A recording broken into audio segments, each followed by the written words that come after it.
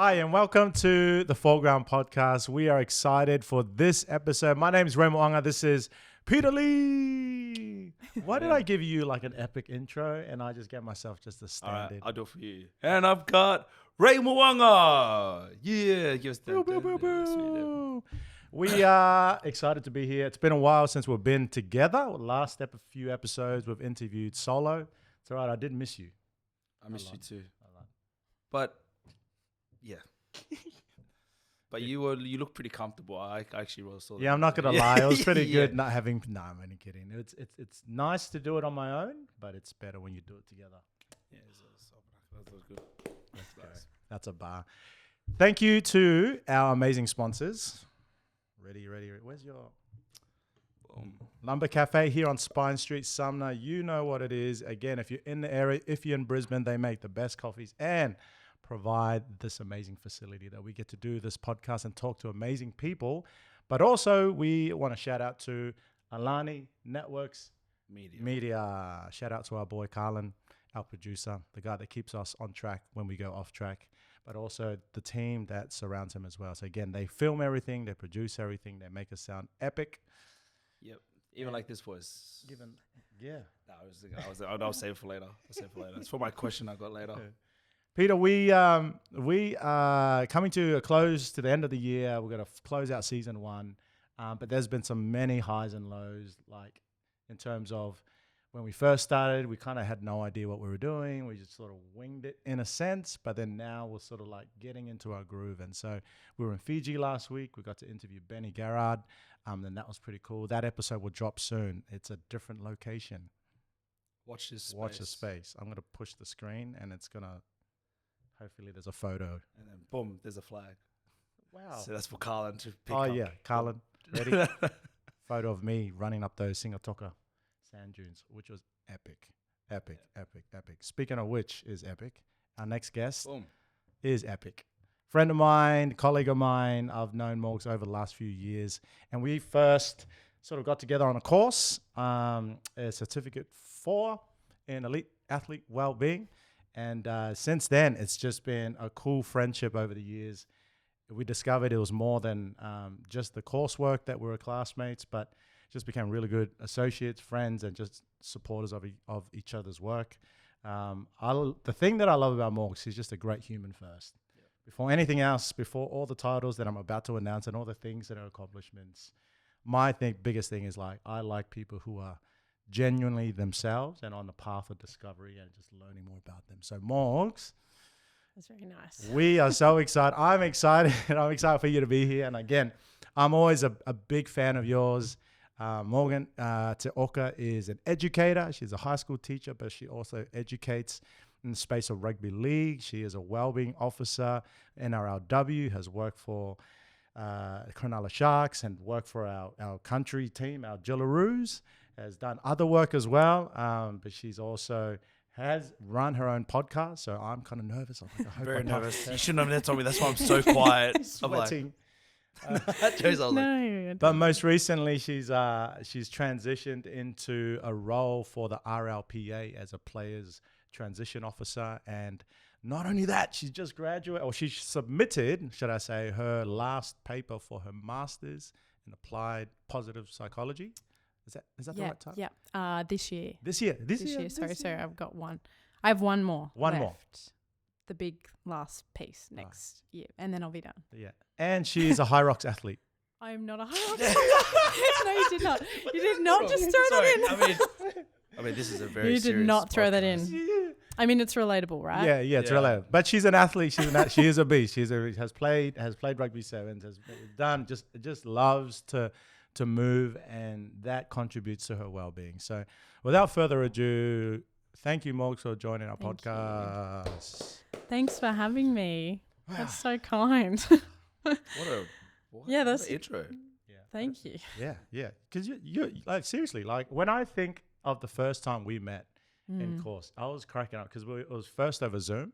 Yeah. So it was like we met a whole class on Zoom. It was myself, it was Morgs, there was Zeb Tyre, there was Alex Glenn, there was Darius Boyd, there was all these names in footy. I was like, whoa, all these people. And then we got put into groups. Buddies. Buddies, and so and Jaden Nicarimo as well. That's before he went over to the UK. Yeah. So there was a whole group of us that was sort of like, we all sort of knew each other, people's networks, but not quite each other. But then over that time, it just became more than just, hey, this is more than just a certificate.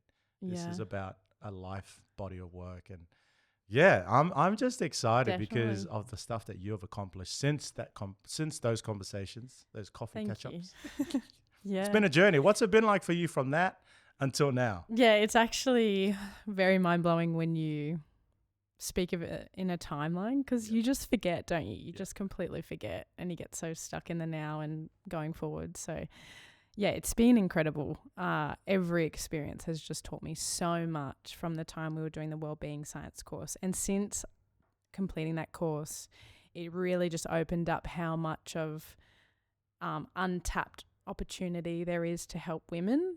And so that's always been my passion. And I think, just going through the different avenues of sport, obviously mainly rugby and rugby league, it's just been a really incredible journey. You learn so much about players' stories. I think that's the biggest thing when you're doing wellbeing, and just it's sort of reinvigorated the fire in me every time I've learned a little bit more about somebody, how much I can contribute and in what ways, and also how, how do I contribute and where do I work into the system, or do I move away from the system, learn a bit more, and then come in from a different angle? So that's sort of been my journey across the sport, is like, okay, where am I? How can I help?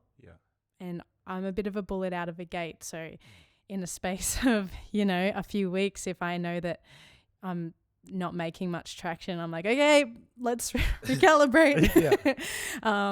So it's like strength and a weakness at times, but it's been amazing. It's been an amazing journey, and I just think that it's not I wouldn't say it's coming to an end, but I'm saying it's coming to a turning point where everything is starting to really tie in, which is really cool to be a part of. We talk about alignment. That's a word that's sort of been a theme that Peter and I have conversations, and he's introduced me to some of his colleagues about alignment and what that looks like in the world that we work in. Obviously, he's spoken into me about alignment and the stuff that I've done in the past 15 years, and now I'm doing this stuff, and it's everything just seems to now fit. So I feel like 2025 is just like, wow, it's now rounding out the edges and actually going, this is who Ray is, and this is what he's about. Like, where have you found that this year for you? So like, because there's a lot of things that have been happening for you. You're studying. Tell us about that. And tell us about that segueing into the work that you do. Yeah, of course. Well, isn't it funny? As soon as probably just before the course, when I got into, I had a bit of a life turning point, had an amazing mentor, and got into a lot of Brene Brown's work, and that's sort of where I started. And I guess her conversations in her books and around values, and then I really worked into what my values looked like and what my character strengths looked like, and then the wellbeing science course was able to sort of strengthen that. And so from those points, which was 2021, I think we finished at the start of 2021, majority of my moves, I'd say 70% of the time, were aligned to my values, and that's what's been the biggest change. The ability to know that my value came with me, rather than trying to fit in and figure out where my values lied in like the environment. That was my biggest change in my life from that 2021 moment. And I think every decision I've made since then has been about how am I showing up in the world? Am I aligning to my clear values? But also reevaluating my values every 6 months, every year, just to figure out, are these things still really, really important to me? Is this where I am in my life? Are my decisions aligning with them? And like you said about alignment, and that's why I moved into masters, because what I was seeing across women's sport when I moved from teaching into professional rugby league, working with an NRLW club, I started to realize that a lot of the environments contradicted my own values. And if you look at high performance sport, for staff members, it can be a lot of overworked, undervalued underpaid. And that's the system right now, unfortunately. And not for everybody, but just based on my experience. And so I got to that point when I was in the NRLW where I just was like, there's got to be a better way. There's got to be a better way for me to, because we were learning so much about understanding energy and understanding a human being and the way they function in the world. And we were learning, so it was every time I would regurgitate it to our young women, it was another reminder of whether I was actually living in it or I wasn't. And I found myself moving away from my values as the longer I stayed in high performance sport, because I was accepting these conditions, these environments. I was seeing the environments that the girls were managing and I didn't agree with them. And I'm not saying that it's a bad environment. I'm saying that it's a non-intentionally designed environment, right? So where it is right now, because there's no research on women's sport that can really signify and hold everyone accountable for this is the evidence to show you that if you don't do this, this is the outcome. There's none of that at the moment. You've sort of got to navigate it yourself. And so as I was moving through that system, it just really made me signify, okay, if I'm to stay in the system, I'm actually going against who I am. Yeah. And that's why I left the system. And that's why I decided to study more. Because the Masters of Applied Positive Psychology is the overarching study of wellbeing science. Yeah. So wellbeing science sits underneath. And the way positive psychology is showing up in the world is such a potential-driven, incredibly untapped opportunity for organizations, people, healthcare systems, education to utilize what's good in the world. Yes. And that's what I'm absolutely loving. And that's what's changing about the way I'm looking at things, because I was so focused on the gaps, I was so focused on the negative aspects of a system or an environment and the way it was impacting everyone. And it's shifting, the studies shifted my narrative to go, well, if you close your eyes and dream of what it could look like for women, there are so many ways we can actually make that happen, which is, that's been the biggest change for me, which, it's been incredible. That's right. No, well, I've got to agree, to kind of support. That's why, which I'm in my head, I'm like, you said, I need you to just talk to Morgs. I was like, oh, now I understand. We'll talk off camera. No, but there's a lot of things that the definite alignment's very key, massive, something for Foreground. Because I've been there, as an athlete, but also as a professional. When I was at S&C, it was during COVID. So I was looking after the whole club for nothing. Yeah. Because there was no budget or nothing. And that's where Foreground actually kind of got established, because the work ethic was there. And I was like, oh, this could actually turn into something. And then JB you just met before down there, he's a massive part of, he's my business partner, right? He looks after performance, but he was my intern. Yeah. Before he actually became things. And the reason I mention that is that we actually sat down last year. No, I think last year or the start of the year. It was more around we're always talking about budgets. I'm like, well, intern. Everyone thinks intern, that's free labor. I was like, well, no. They'll get paid. They'll get invested in. We'll send them to all these different things. So for me, I'm always now thinking how can I create margin to develop people? How can I develop coaches?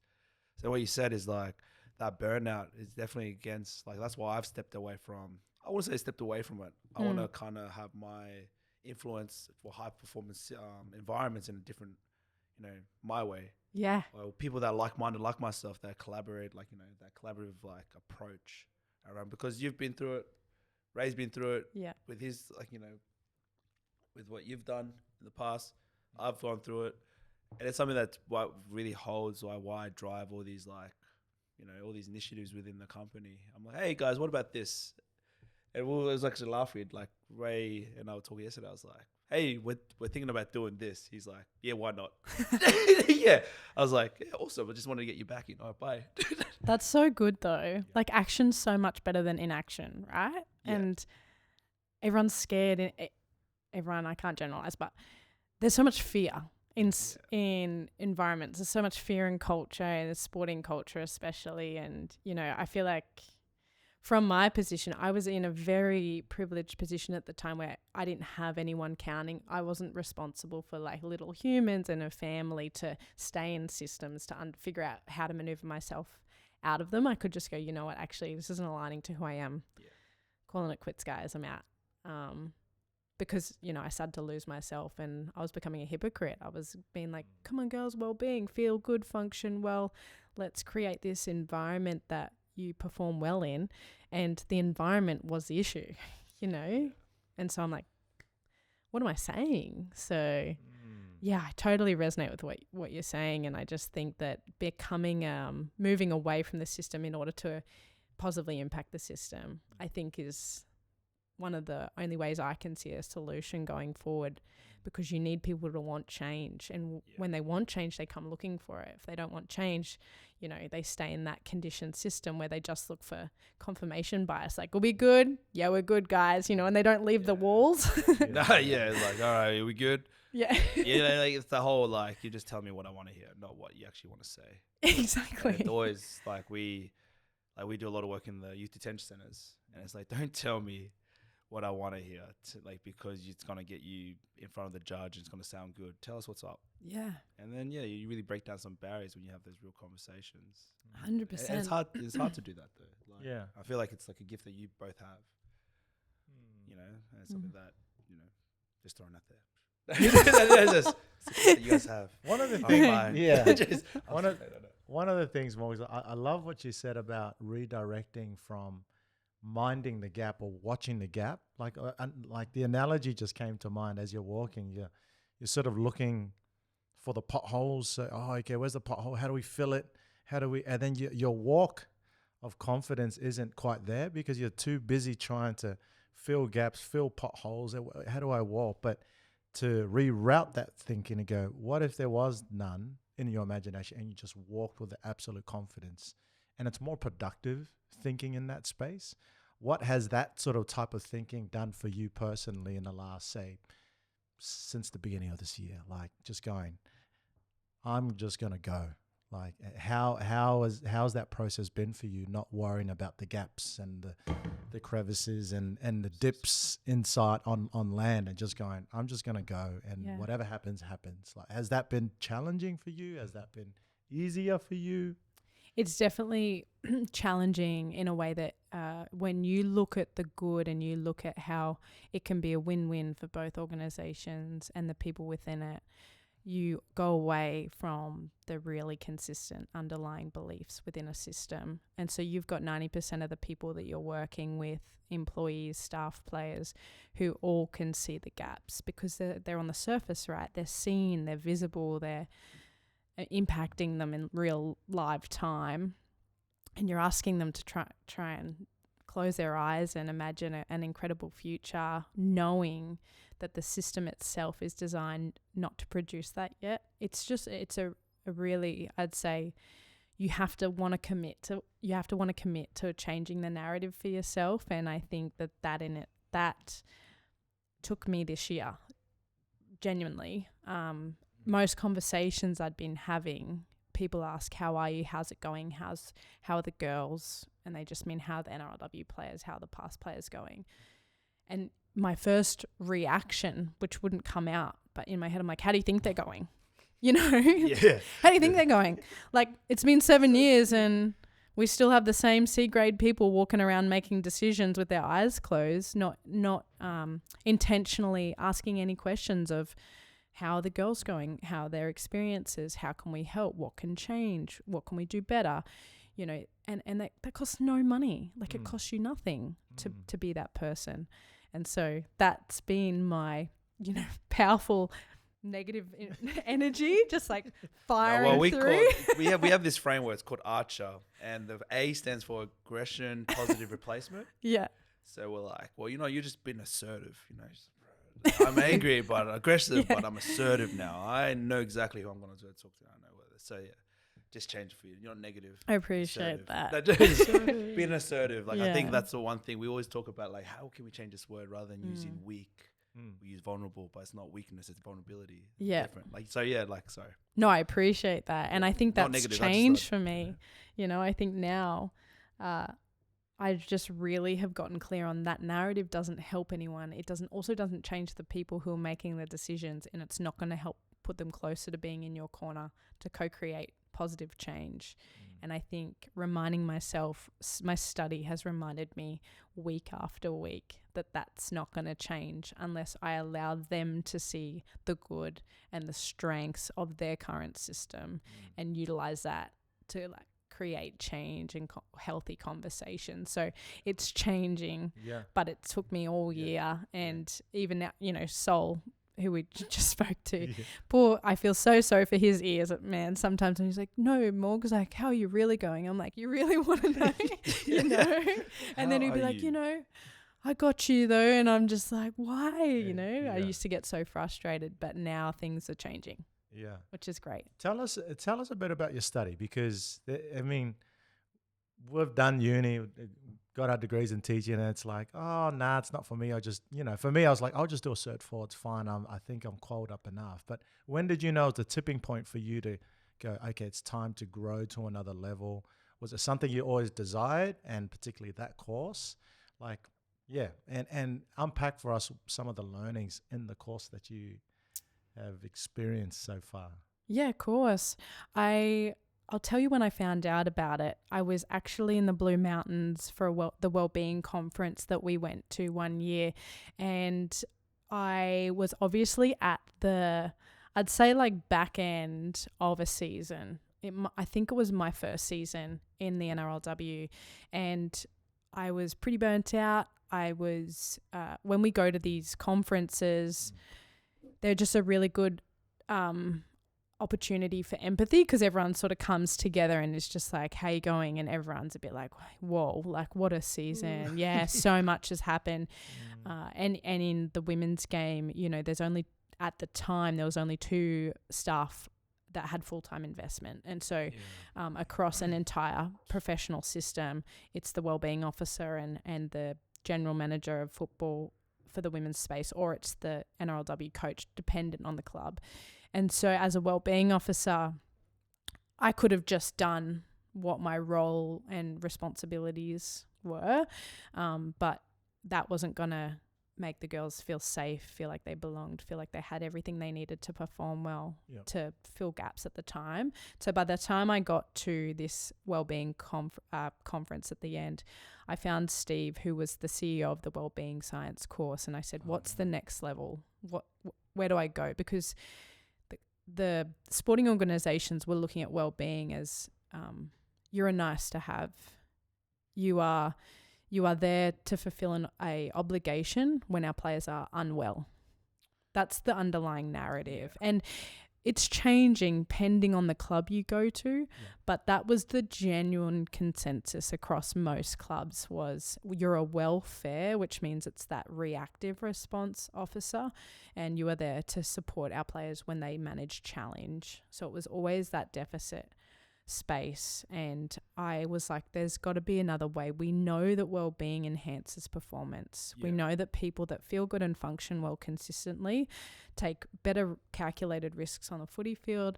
They're more inclined to perform with calmness under pressure. There's all of these correlations between well-being and performance, and so I knew that I couldn't be this side person at a decision-making table that just assisted and supported the programs. I had to be someone who could sit at the table and could help make positive change. And so the positive psychology course was the next level. It was a more in-depth version of the wellbeing science course we did, and because it's a master's, it was contextual. So I could go in and say, I want to study the NRLW, and they go, great. So in my course at the moment, I'm sitting with this head of surgeons down in Melbourne, who's an incredible female, and she's just looking to how to improve the well-being of her surgeons at her hospital.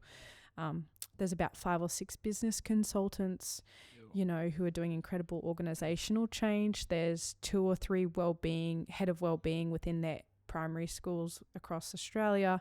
There's people across Singapore. There's a guy who's building out a proactive wellbeing program to put into his risk assessment app that he's building, just this diverse group of communities. And across the last 2 years, the courses have allowed you to really delve into understanding positive psychology and where wellbeing science has come from and where it's going, and then start to refine how it's been impacting your organization or your environment that you're looking at. So it starts out with the field, and then it moved into, all right, now let's look at the NRLW and let's look at how it's impacting it, and let's look at how your system is functioning and how all these systems interrelating, and where's the good, and how do you leverage the good, and what does that look like? And it's just tying all this science backing to it, which we know, science is incredible, but it's just one piece of the puzzle. Like, people's life experiences are what really matter, and this just ties in a nice, strong influence that helps support change. Anecdotal data. Exactly. Like we talk about it around how we collect data, why we collect data. Yeah. It's just to give us information so we can make an informed decision if we want it, and then apply our skills, our strategies and strategies behind it for making a decision. So if someone comes to me, it's like, oh, Peter, how did you come up with this? It was like, well, these are what it showed. These are the numbers. This is what we collected, and we can actually get, again, this is just our solution, but you guys can solve it yourself as well. Yeah, it creates clarity, doesn't it? And it allows you to measure it going forward. A lot of people not a lot of people, that's generalized, but actually, a lot. Us I think as a world are very data driven. I think the difference that if you want to make a difference in the world, it's like to be data informed. And I think that's the difference, is like once you start having that growth mindset rather than that fixated mindset, it's really about how do you collect data? How do you interpret it to people to educate them, not to make them feel dumb, but to educate them, to empower them. It's like those are the things that I'm always thinking about of whenever we go and do a workshop. It's always conversational. I try not to be too lectury. I hate doing that. I was like, oh, you got to do this. Yeah. But like for what I'm hearing is that everything that you're going back to is that you just want to make it more real. Because don't know, everyone talks about AI. I'll use AI for example. Yeah. But I still think we always laugh. It's like soon people are going to get paid. Who's the most human person in this world? And I think that's where, well-being comes in, or that holistic approach around, not that wraparound, but wraparound service for athletes or for people in general. I think that's great that you're doing the stuff with the WNRL, because I think it's something that's growing. It's a movement, right? Not a moment, but a movement. Nah, yes. You know. I'm going to put this in the reel. Women's sport is an absolute movement at the moment, and it's a beautiful thing to be a part of. And I think so many organizations, if they jump on, they are going to just have this flourishing experience around them, which is amazing. It's just at the moment, you have to utilize your people's lived experiences to really determine the way you're curating your environments. You cannot, so many of our current performance staff across every sport are really generalizing science, and it's worrying because, it's the beautiful part is that it's an untapped space and it's a blank canvas, but it also needs to be safely curated. And I think that's the missing narrative, is that people move into, they want to have certainty, right? Certainty creates safety for them. So they want to go, this is the way, this is the blueprint, this is what we do. Yeah. And it's just not possible. And so it's just, I love how smart our women are in sport in regards to the fact that they can see through you to a T if you stand in front of them and you start to dictate or use power over, or, use a narrative of you must and you should and you will, because they're like, who do you think you are? They're so clear on figuring out whether someone's there for their genuine, wanting them to genuinely do well and increase their potential, or if someone's just there to promote what they do and is self-interested. And I think we're constantly going to be having those little dances with those people across women's sport for the next 10 or so years until we get some robust evidence coming through. Yeah. It's tango. Yeah. No, next minute. Like the cha-cha. No, just sorry. But no, like you're so right. Like it's gonna be a journey, and I love the fact that you're going from a positive lens rather than the negative lens. Like you can achieve so much. You can either be part of the problem or solve the problem, and like yeah, you can get yourself stuck, and you can be toxic, like very toxic. The toxicity in any high performance environment, if there is one, everyone's got clicks and this and that. 100%. But then you see the teams that don't have clicks that do well, they'll win championships. That like because of the level head, of like their leaders. Yes. But no, it's not in every organization, and you're not just talking about rugby league. You're talking about basketball, football, soccer, volleyball. Yeah. Like I think it's like massive. I love the work they're doing. I can't wait to. Whenever you write your thesis and stuff, if you have one, like I'm keen to read. Like there's another person as well, love for you to chat with. His name's Russell Todd. We had him on the podcast. He's doing his masters as well in coaching and education. Oh, amazing! But there's a few. I was on a rugby course last weekend, and it was just out of nowhere. She just mentioned his name, like this one of the girls. She's like, he's one of the best coaches, Russell Todd, and I was like. He's my friend. I was like, he's my mentor. He's actually telling me how to do things. I was like, I just had him on a podcast. Yeah. But that's he was so good. Yeah, so it's a reassurance for me that I'm surrounding myself around the right like-minded people that want to make change. And he's doing some cool things, not just in the males game, but in the females game. And it's actually, would love for you to connect with, I don't know if I could do it, but with Steph. She's doing some cool things. She's massive in the advocacy for women's sport. Yeah, amazing. Across there. There's so many cool people. Like, man, we have some amazing people on this podcast. Like, just recently, yeah. And, one day we're just going to get you guys all in a room just to talk later. Yeah, we would love to. I mean, that's the way we're going to help create change. It's just networking and connecting with like-minded people. And I love men in the women's game who want to know. Yeah. And I think that's always been my sort of boundary is like, if it's okay if you don't know, but if you don't want to know, that's when I would probably get my assertive, like negative vibes coming at you. But when I've found some in the game already who are just like, I want to know, how do we be better? What can I do? What are the underlying narratives? What are the societal differences that are causing me to think differently, and they're just so insightful. And I just think you're the kind of guys I want in the game to help support our women, because you're open to learning about their lived experiences. So we want to grow and let 100%. go. So like we have a saying, I say let go to grow, or like you got to let it go to grow. 100%. Like just let it go, mate. You want to grow, you let it go. Yeah. This guy and his gems. He just wants to be. Gems, I've got so many cool quotes here. I'm just gonna start popping out of Load up. I want you to load up that question you had for a while. I've got these two things in mind. So load up that question, because it was a good question. There's two things. Number one, I just realized that both of you are studying your masters in. Like you're doing your masters in leadership and what's it called? No, my business, my MBA. Oh, MBA. amazing! Yeah, so I'm doing MBA for the same reason. Like that's so good. That's why I was like, I resonate so much. Both of you are students, and again, that it kind of leans into that question. Kind of leans into that as students. Like you've already kind of partly answered it, Morgs and Peter as well. Like, how do you apply what you learn in the industry that you work in? And you've sort of mentioned it in bits and pieces, and perhaps you both want to elaborate on that, because I'm always a student.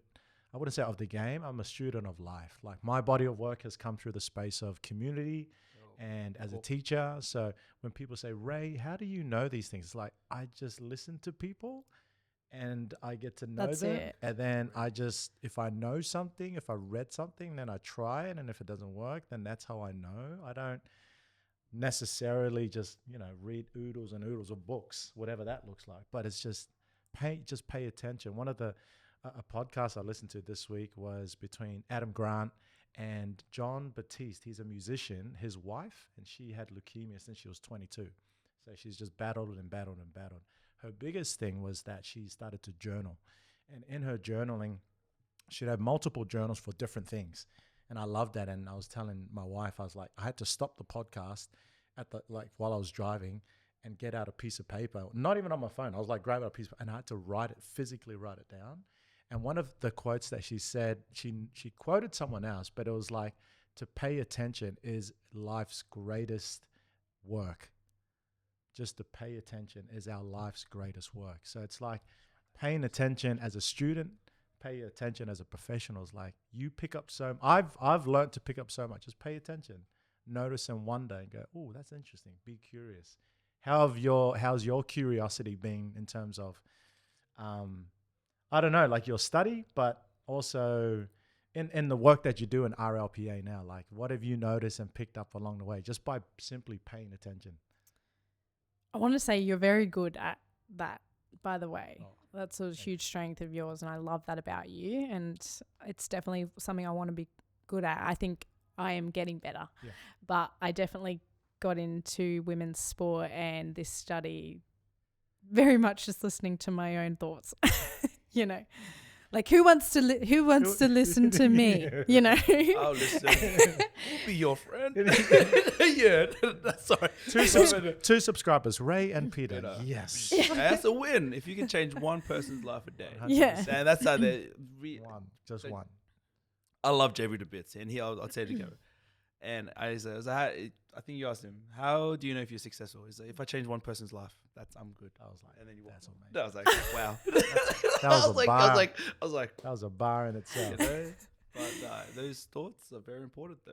yeah, It's the reason why you're doing your masters, and I encourage you to keep I encourage anyone, but yourself as well, because you're here. But keep growing. Always grow. Thank you. Yeah, and I think the curiosity piece is just something that it's a game changer. The deep listening and being really curious about people's experiences. I think the one thing of how I've applied what I'm learning into what my current work is just making the most generous assumption of people every day, and actually teaching set me up to do that well, because, you know, when you're at Mars and you got 4,000 kids coming in and out with different life experiences every day, and, you know, and the day before, you know, they treat you pretty average and they leave that door, like, you get really used to showing up and giving them a clean slate every day, because you know at the moment the things that they would be managing are something you could never manage, you know, and they're only at the age of 13, things like that. So I think teaching first and foremost set me up to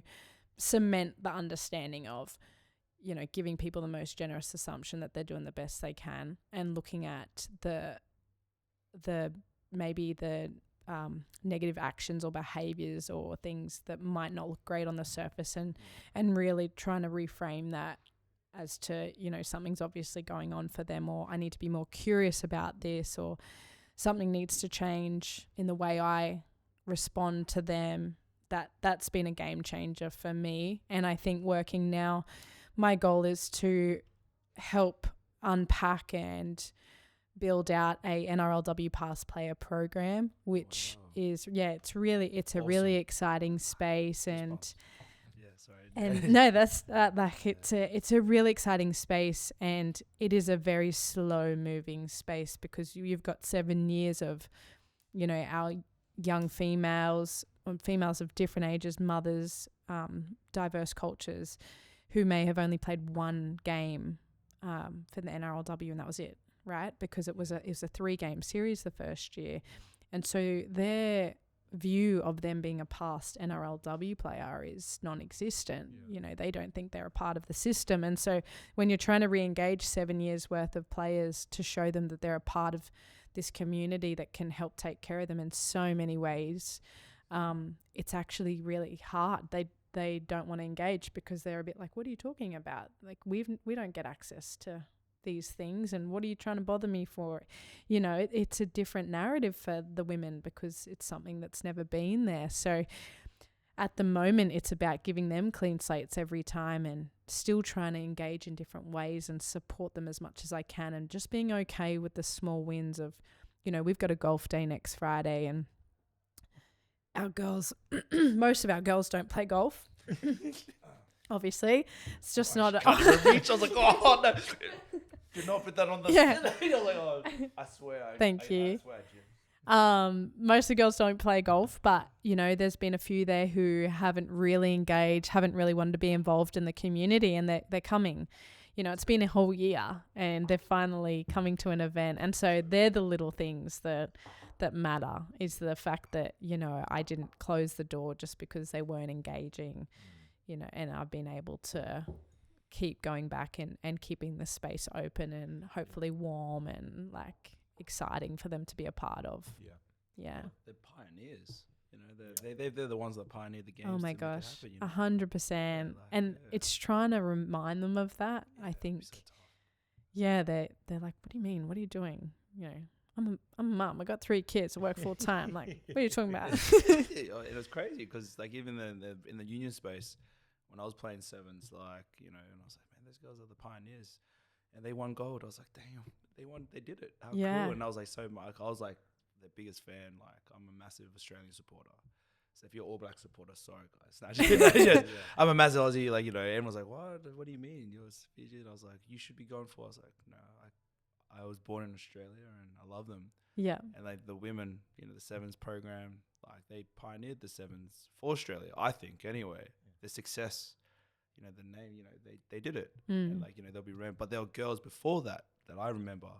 100%. That I'm like, oh, you know, when we were talking off camera, I was like, oh, I remember when Tavs was there. She was a massive mentor for me as a male in the men's program. Yeah. Because like, damn, man, she's a freak. Like, she's gone. Yeah. And, you know, and she would just be like, hey, what's up, man? Yeah. She gave me one compliment. It was in Dubai. It's like, bro, mad try. I was like, that must be your passport. So she, like, I had a conversation that I didn't know. She's like, you know, she actually had a genuine conversation. And that for me always stuck with me. So if you're listening, Tavs, massive shout out to you. But I look at her as like a pioneer for the game for women's in sevens. Well, what you might not notice, or you might notice, is because we haven't re-engaged our past players pre-NRLW well across rugby league, there is a complete missing legacy piece across clubs. So our girls can't attach themselves to any genuine tradition, rituals or grounding stories around women empowerment because there is none. And it's because at the moment, which hopefully we're going to help change, there's a lot of amazing women who are trying to create change.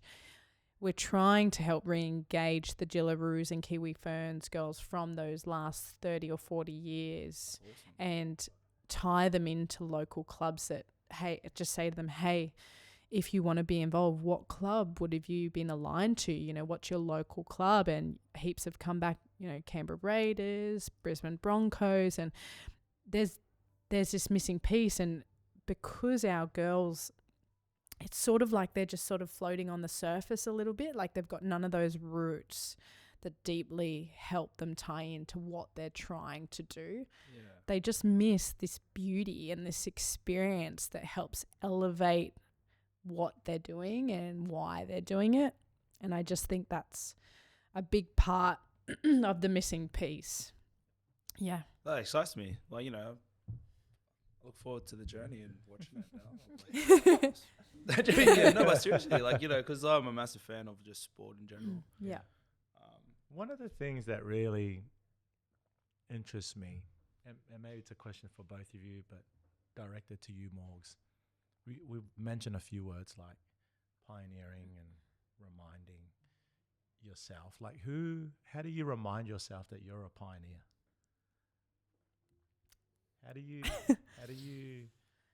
I don't know. I think, to be honest, I don't think I do. I think my eyes are so focused on, because every day you're hearing of player experiences, it's just like going to battle, like, you know, trudging up the hill of mud every day, and you're sort of like, you just got to be okay with it. But the study, and also there's these pockets of pioneer women, like Jess Skinner is someone I really am quite close. I'd say we're really good friends, and she's in First Nations Indigenous Māori first female to coach the Australian Jillaroos this year, and she is just deeply grounded in mana and deeply grounded in her values, you know, and having small pocket conversations with her, having small pocket conversations with other women. I got off a Zoom call not long ago with, I think her name's Tish from Auckland Rugby League, people that are going out of their way to find better ways for women to figure out better things in different aspects of women's sport. They're the people that remind me that I'm not alone in moving forward.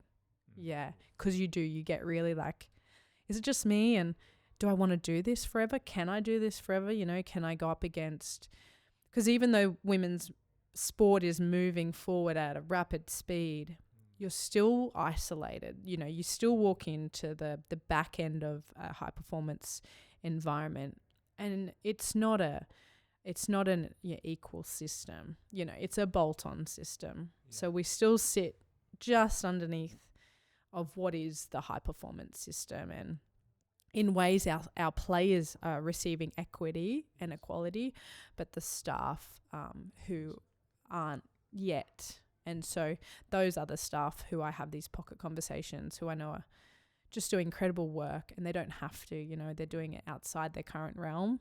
They're the ones I go, I got you. Like, I'm with you. Let's do this. Like, it's, so hard, but it's so worth it. I think it comes down to mission and your why. You know, we always quote Simon Sinek, and that's something that everyone has read at some point. I hope that everyone does read and get to know, more familiarize with that process. But it's a work of mission. When you're on mission, then everything else is a blur. You don't stop to appreciate the roses, because the mission is far greater than, you know, than anything before. And I think sometimes for me, I've had to intentionally not slow down, but just pause and go, wait a minute, why am I doing this again? Okay. As terrible as that conversation was, as terrible as that meeting was, as terrible as that experience of listening to someone else, is like, this is why I'm in it. Keep going. You know what I mean? And I think there are moments where we've talked about it before, of like, and we'll mention it earlier just this morning, about being intentional, about just pausing, just for a moment, moments of just like reflection, pause and go, you're all right. I do this often. I'm like, Ray, are you all right? I'm good. You safe? Yeah, good. You happy? Good. All right. Yeah, I'm grateful. Let's go. You know what I mean? Because it can be, for me personally, it can be draining, because I feel like, well, I know that I've always been an anomaly in the spaces that I've worked in. Like, it's like, Ray, what's Ray doing now? He's over there. He's doing this. He's in a school. He's in a community. He's in a different country. He's doing this. It's like, no, I'm just on mission. I think, No, keep going. No, literally, that was it. Like when we were so, it's different. It's different when you have a why and you have a mission, and having those moments of pause and going, I know why I'm doing this. And that is a reminder for me to, okay, keep going. As you are. Keep calm, carry on.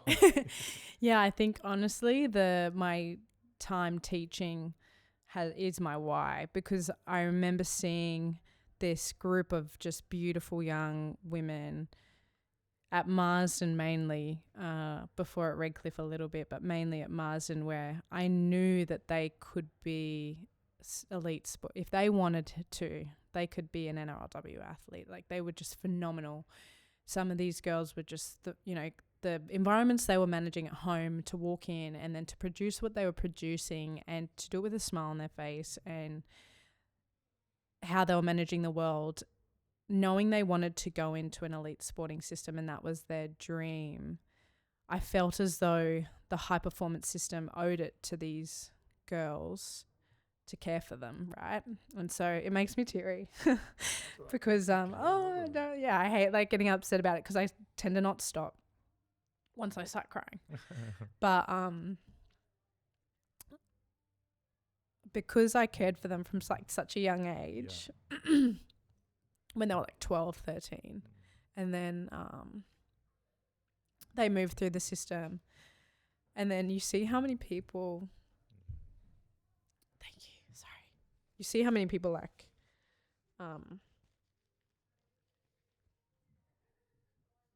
decide to like project their own opinions onto them and like stunt their growth, you know. Like, these girls could have all been NRLW athletes, and like they're being told they're not good enough, they're not capable enough, they're too unfit, you know, they don't have the right skill set, they can't be that type of position. Like, get a grip on yourself. Like, you know, they're 15-year-old kids. Yeah. And so, I was like, not good enough. Like, our girls need to walk into spaces that care for them.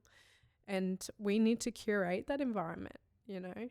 And, like, this was, like, every day for 5 years. Like, just seeing like so many coaches, people just with narrow views, using their own personal stories and pain to like inflict it onto other people. But like our girls were losing their own confidence. Like they were losing, like they had self-doubt. They were becoming insecure. They were getting to 17 and they were giving up. And you're thinking like, how can you do that to kids? Yeah. So anyway, sorry. Take a moment. Yeah. No apologize. I sort of like, that's where I got my fire from anyway. Yeah. And so like it's still very much there. And I see them now in NRLW, which is like the best, right? Seeing so satisfied to see them, and they didn't need me to do it; they did it on their own, and that's the beauty of it. And yeah, that's what keeps me showing up every day. Yeah. Yo. Oh, I think one thing that comes to mind is like when players are like empowered, and when you start creating those spaces, sports empowered. I think what we do is like, I don't know if it's the right thing, but like I feel like it's always like, oh, the sport owes me something. Never. The team owes me something. Never. You're just custodials. But the environment you're in, the memories, the life experiences, that's what empowers me to make sure that those, like Chris Miles, he's a great educator. He coached Tonga A. He's one of the world rugby educators around the world. But he said this is like, this is how he did it. To create an environment, this is me as my philosophy as a coach, is like all the money, all the contracts, all the experiences, and that's mine. And he says to you, and he opens up his hand, it's like, that's what I want to share. That's what I want to create. I want to create an environment that's able to do that. And I feel like that's what you've done with all these girls. A safe space to grow, to feel empowered. And coaches don't do that. A lot of coaches have their own egos. They want things done their own way because they're like, oh yeah, they put their own selfish views and opinions and perspectives on how the game should be played and this. And it's like, well, no, that's why I know for rugby anyway. Yeah. I'm just gonna, like, that's why we're so like playing such like inbox, not creative rugby. That's what I think, because we've been telling kids how to play, where it should be focused on. It's like real coach-centered, where it should be player-centered. Everything should be about the athlete. Everything should be about creating that environment. And then it should be about everyone that's involved in that environment, building that environment. I know that's a lot of environments. But you're right. Environmentalist. That's my environmentalist, geotechnologists. But you're right. Like they're losing the ability to look at a game as a blank canvas and expressing all that they are on the canvas. Like that's the beauty, is you can, if you know your strengths, just express them as much as possible and you'll probably have your best game, and I don't think they're given that luxury. I think they're put into these really structured game plans and tactics, which is, it's fine, but empower them to utilize who they are as a power on the field. Yeah. A lot of, and I feel like sport can be used as a vehicle for resilience, for reflection, for all these, emotional regulation. Coming up with playing in some pretty big stadiums, how to deal with that as an athlete. I didn't get taught that. You have to just deal with it. But I really wish someone actually did it for me. But there's a whole other conversation, which we'll have off air. Yeah, exactly. Which leads me to my next question. If you could implement one structural change tomorrow. Oh. Yeah. This is our magic. This is our magic question. He does the miracle, but if there could be one question, structural... he does a magic one. Yeah. Structural change. Yeah. In where? In the WNRL. But not just that, but just even the development space for like the system. That structural change. Yeah. Oh, this is tough. Yeah, because obviously there'll be many. But if there was There'd one... be many. I know one for the professional level, but I know one for the development level. Do one of each then. Okay. Yeah, sweet. Boom.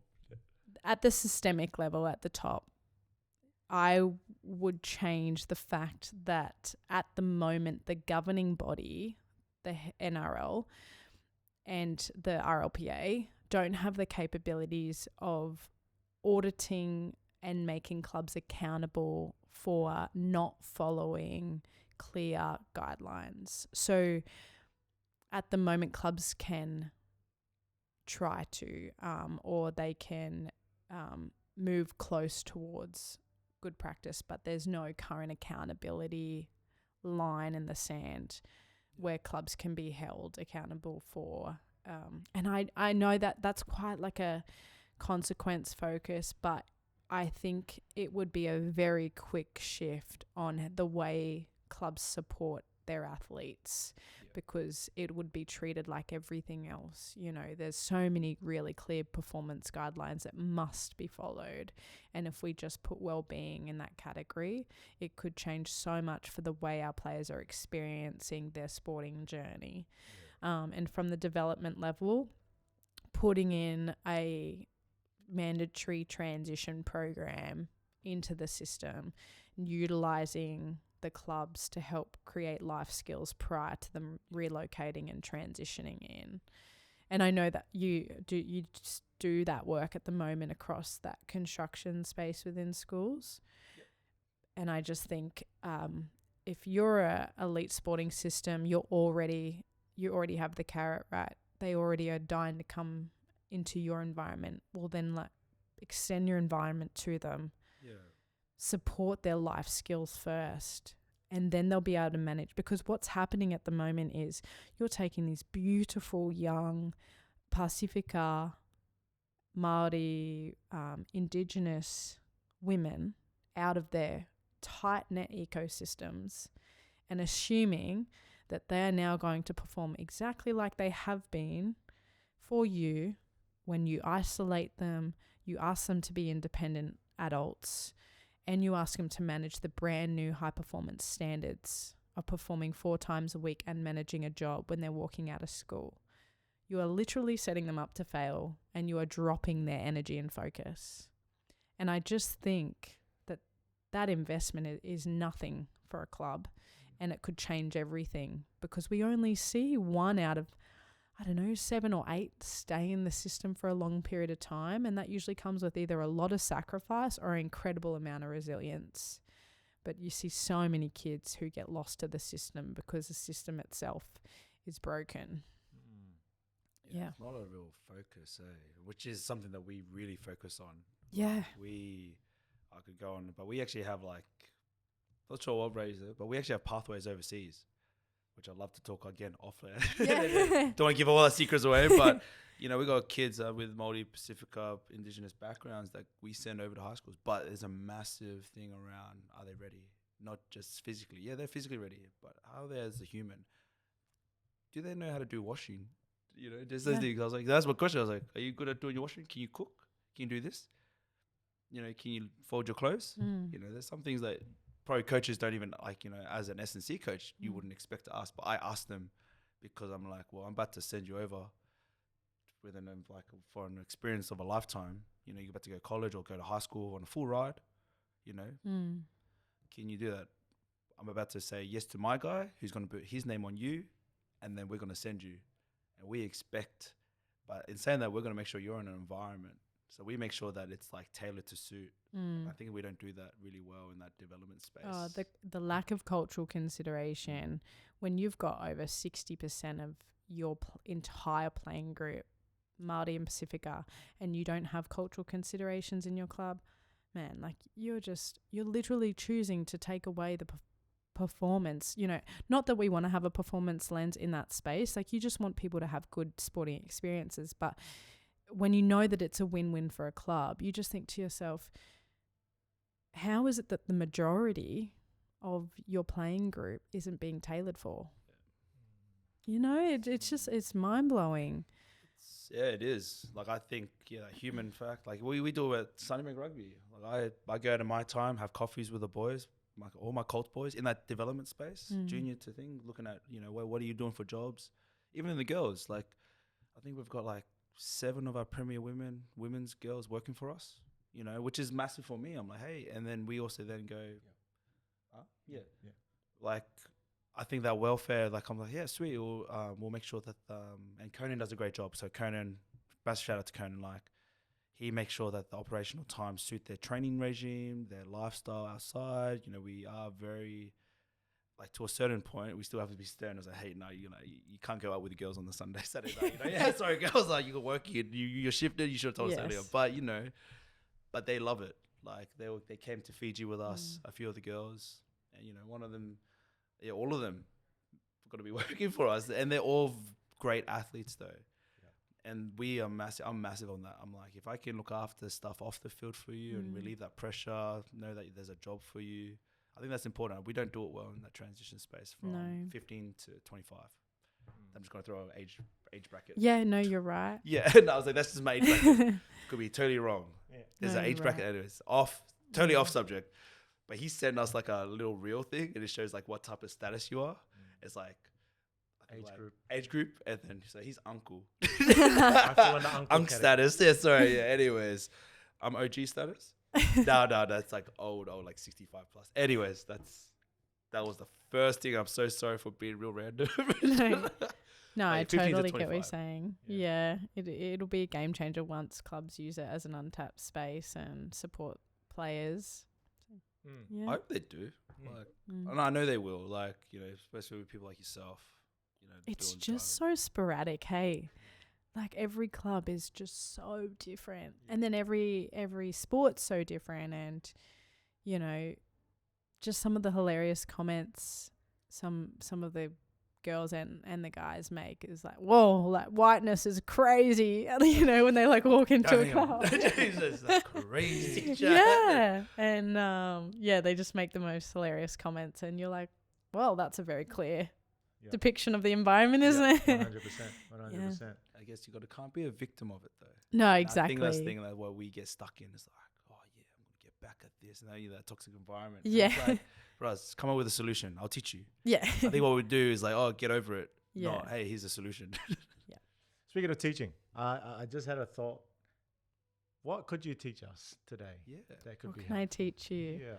As an educator, someone who advocates, what could you teach Pete and I today? Like, what's something that we could? Again, we were in your hood, your school yesterday, teaching the kids, trying to help them.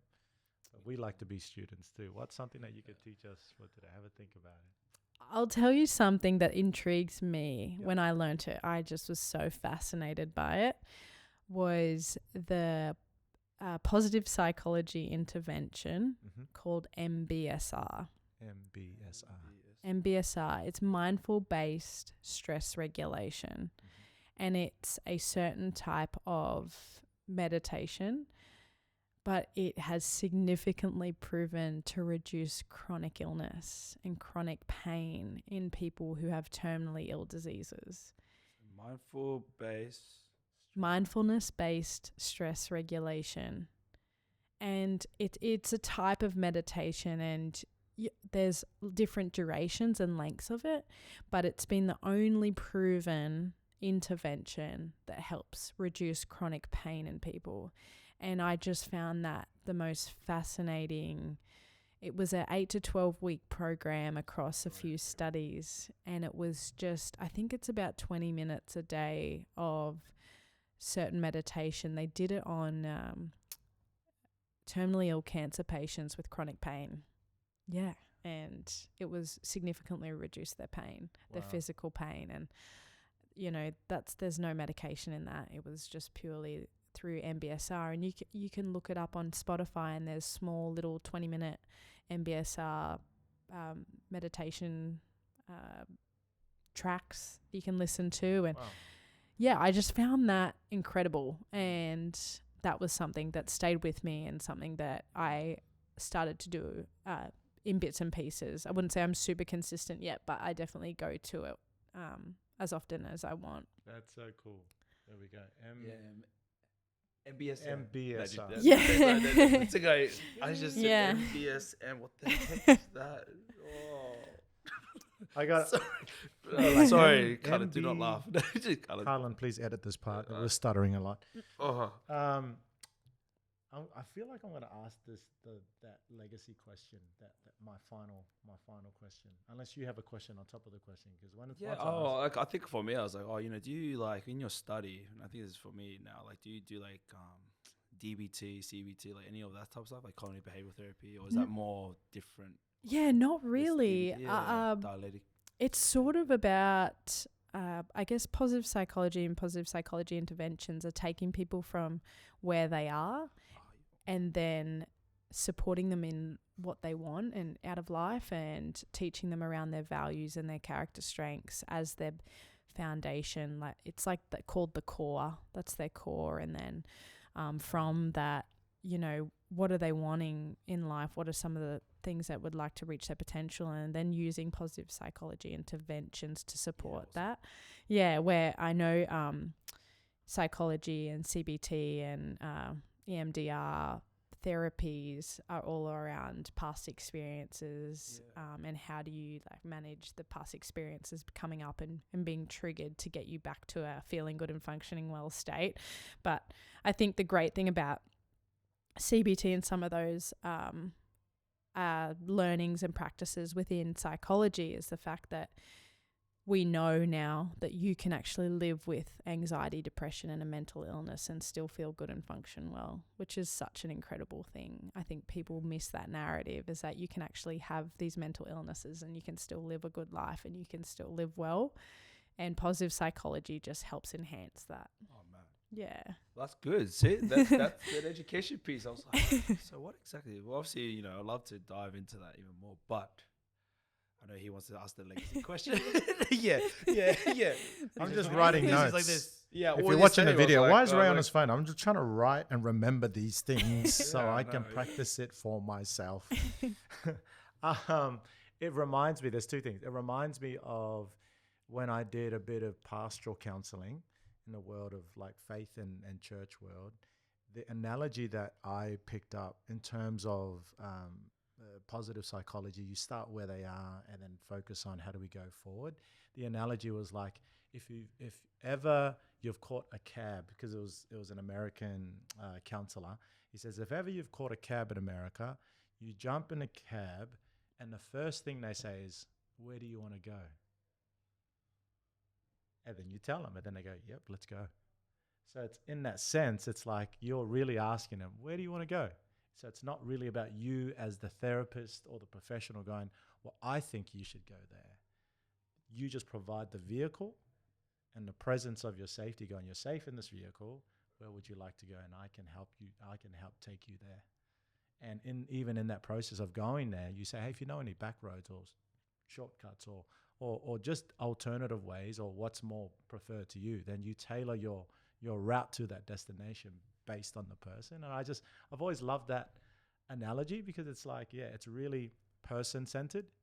It's about you, not about me. And I think sometimes in our worlds that we're in, and because we're so filled with knowledge and experience, we're like, I feel like I'm just bubbling over with all this information. I want to share. And yesterday, it was kind of a bit of a moment like that when I was sharing with these young boys.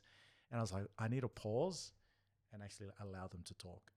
Because I was like, and this. I'm sure Natani and Kiara were just like, how does Ray remember all of this stuff? I was like, I need to stop.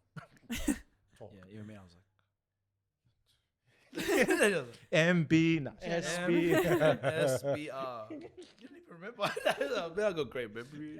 Someone that knows so much.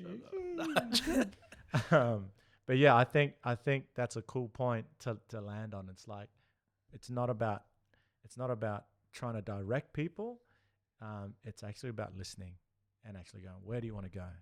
And it's a life journey piece for me. I have last question. I don't know if you have, because we could talk for hours on this, but I just feel that our producer's like, come on. I see him in the reflection. And this is my question. This is my, I don't know if the final question, maybe it is. Let's just picture the NRL Grand Final, NRLW Grand Final has just happened. Everyone's there. You just pick yourself on the sideline. Everyone's doing their speeches, going up to do their thank you speech, to raise the trophy. And then all of a sudden, there's a halt in the program. They're like, oh, wait. We got one more person to speak. And they call your name up. Just imagine, everyone's there, the crowd's there, the camera's on. It's like, Morgan, me? And you go up, your name gets called, you're on live now. And this is I love painting this picture. And they say, Morgan, you got 2 minutes. say whatever you want. The world is listening. What is it that you want people to know? I want young women to just go forward and back themselves as much as they can and take action. And my whole goal is to create more leaders. You know, can I create more female leaders? If I can create more female leaders, there'll be more people in other girls' corners. There'll be more people sending good messages. There'll be more women out there creating good conversations and being assertive and standing up for the benefit of women's sport and just females in general. Like, sport is the vehicle, right? It's the social narrative that could change forever, because women's sport has such a showcase and such a public light on it at the moment that you can change the way society looks at women through sport. You look at the amount of incredible public showcasing already our girls are doing just on their own around body image, you know, on social media, calling out, you know, social media trolls in regards to the way they have been focused on, I forget what the word is, but, you know, domestic violence. There's so many ways women's sport can change the social perception of young females within our societies and our communities. And I just think sport creates assertive, confident women, but now we need to move them into confident leaders, because they are confident women and they are strong in what they do, but they don't believe that they can then advocate across alternate contexts, and they absolutely can. And it's about creating more of those that push forward and keep being loud and keep being advocates and keep wanting to learn and become leaders. You know, I've already had some incredible NRLW captains reach out around, how do I be better? What leadership things can I do? How do I improve? And I just think that's my legacy piece, is if I can get them to keep believing in their own capabilities, to deliver healthy messages, to be great role models, the narrative is going to completely shift across women's sport. So that's what I would say, is just like, keep moving forward, want to be a leader, because you already are in knowing who you are and knowing how you can bring value to the world. Just keep doing that as much as you can, but be an advocate and put yourself out there as much as possible. Yeah. We cut to an ad break. Who is this guy? Like, She doesn't even go here. go here. No, just one of my favorite That was lines. legendary. That was legendary. Where'd she come from? Yeah. Usually I'm in the HIA room. Yeah. Oh, yeah. 5, 2, 8, Yeah. 1, Remember where you are. 10, and then give you the look like, can you help me? And you're like, no. I can't help What's you. the golden cheat. number? Yeah. Shit. Pocket scissors. Yeah. Pocket scissors. Yeah. Damn. Sandwich. Glasses, sandwich map. Yeah. And I was like, I've been lucky. I haven't had too many head knocks or any serious. Maybe I ones. was smart to not play football and just play volleyball and basketball instead. Nah. Well, I don't get paid to any of them. You know what a cool stat is that I hold up really hard? I've never been sent off. No yellow cards in my time. Really? Have you? I've Yeah. given away. I got a yellow card. You got a yellow. By saying that, I've gotten away with like professional fouls, and yeah, I was like, come on, sir, mate, I'm lazy. What is this? Like, sorry, I'm just lazy. My bad. Reaction. You gotta be real cool, real smooth with your words. Let me finish off. let me finish off. We're gonna have to figure a way how to edit all of this. Yeah, sorry. Yeah, I love it. No, this is good. No. You said legacy, and it came to mind something about you, Mogs. I want to finish with this, and keen to probably hear your thoughts on this. And the quote says this: "Blessed are those who plant trees under whose shade they will never sit in." Yeah, I love that. That's you. I actually believe that's what we will do. You know, there's a group of us, even, the work you guys do. It was, I think, a similar one to that really kept me passionate and reinvigorated was you'll cast the net for the fish you'll never get to eat. you know, same sort of thing. I was like, you've got to be okay with it. You're never going to reap the rewards of the work you're doing. But, you know, it's the small wins that I have to keep reminding myself of that keep me leveraging off that. Yeah. I appreciate that. I think that's exactly what we're trying to do. That's Awesome. legacy. That's a legacy. Yeah. That's us. That's so good. Well, thank you for joining us. Thank you for making the time. I know Thanks in your for busy having me. schedule. Thank you for submitting your assessment yesterday so you can join us today. Thank goodness. Massive. And this won't be the last time we'll have you on a potty. We'll revisit this conversation because, again, there's so much that we could easily unpack. And off air. We had so many conversations off air. We're like, what do we keep in? But very grateful for the work you do. And, again, I think for me personally, the world needs to have more Morgan Te Okas in it. Thank you. Just to make impact. And again, as a girl dad, as a father of 3 daughters, I'm excited knowing that there are people like you in the world. I'm like, yep, there's your North Pole. Like, go to people like yourself and others in our community and go, look at mums, look at daughters, look at sisters, look at, you know, older and like people ahead of us to say, hey, I'm not alone in parenting because there's a community there. So thank you so much. Keep going. Thanks for We're having cheering me. you from behind. Really appreciate it. Appreciate it. So thank you again for joining us at Foreground Podcast, and we appreciate you guys tuning in and listening in, and tune in for next time. Until then.